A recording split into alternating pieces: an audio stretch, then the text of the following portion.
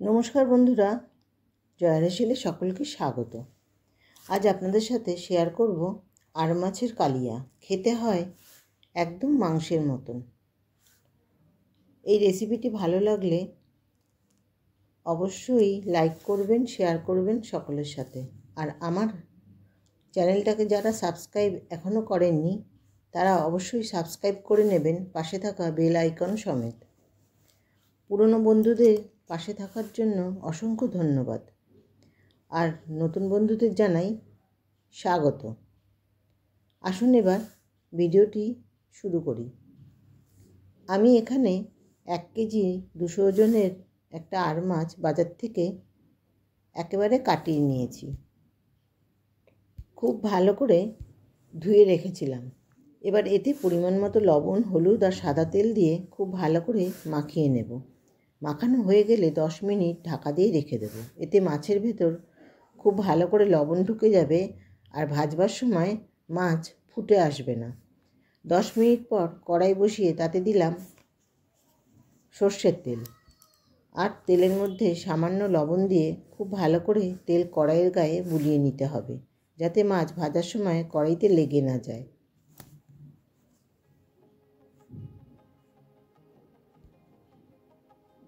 এবার গ্যাসের ফ্লেম লোতে করে একটা একটা মাছ তুলে দিলাম। এবার ঢাকা দিয়ে গ্যাসের ফ্লেম বাড়িয়ে দেব আর 5 মিনিট হতে দিয়ে ঢাকা খুলে উল্টে দিলাম।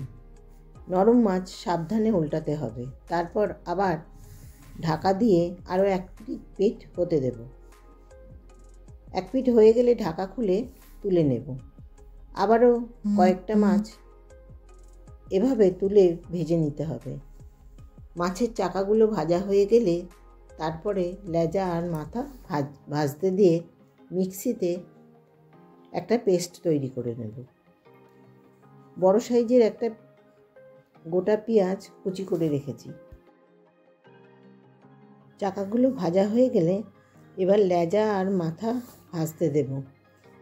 মিক্সিতে বড় সাইজের একটা গোটা পেঁয়াজ, 9 কোয়া রসুন, একটা গোটা টমেটো 4 টুকরো করে পেস্ট করে নেব। এবার গ্রেভির জন্য ফোড়নে দিয়ে দেব 1/2 চামচ গোটা জিরে, 2টো গোটা শুকনো লঙ্কা, 3টে ছোটো এলাচ আর 2টো তেজপাতা। তারপরে পেস্ট করা মশলা দিয়ে দেব, যাতে আছে পেঁয়াজ, রসুন আর টমেটো। এবার মশলা ভালো করে কষাতে হবে। গ্যাসের ফ্লেম লো টু মিডিয়ামে রাখতে হবে। মাছে যে লবণ, হলুদ, তেল মাখিয়েছি সেটা দিয়ে দেব। একটু ভালো করে কষিয়ে নিতে হবে।